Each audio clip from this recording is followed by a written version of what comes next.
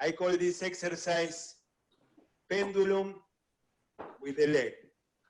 You put your weight on one leg and swing the other one back and forth like a pendulum. Do this with the idea of looking for a relaxed experience. When you are tired on one leg, switch. And then swing the other one back and forth.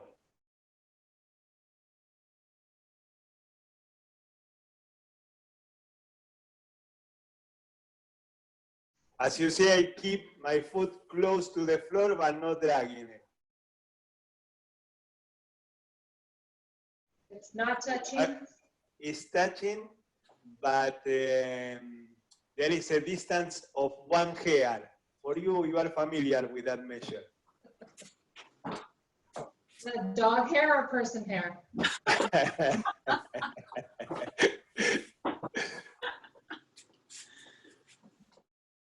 I will do it sideways so you can appreciate the movement from the side. Okay. Yeah, that's good. I am keeping always the ball of my foot in touch with the floor.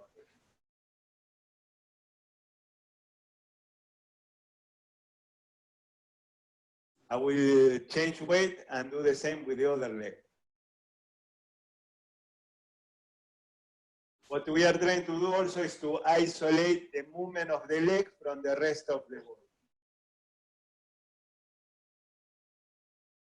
If you think about it, that movement is the one that you use in the walking. What happens is now I put my weight on that leg and the other one makes a pendulum. I change weight and this one is a pendulum. I change weight and then this one is a pendulum.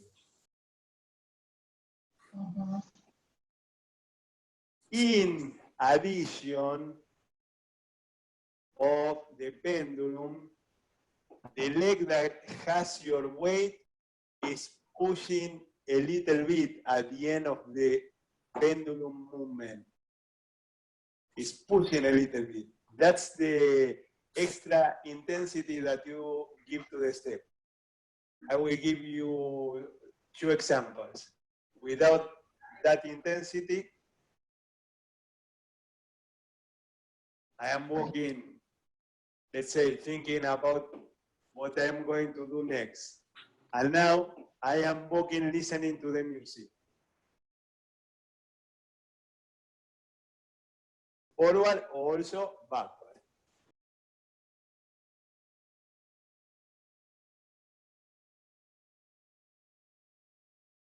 In addition of the pendulum, extra pushing from the leg that has your weight. Still keeping the ball of the foot in touch, close to the One thing that I observed when I saw you repeating what Marcelo did, sometimes you make another exercise because this is, the pendulum is not a weight change. So it's not this, okay? This is something else. This is the pendulum. Mm-hmm. Combine the walking with the pendulum. You swing the leg, but then you change weight. And remember, you push to get your weight on the other leg. Same if you go backward.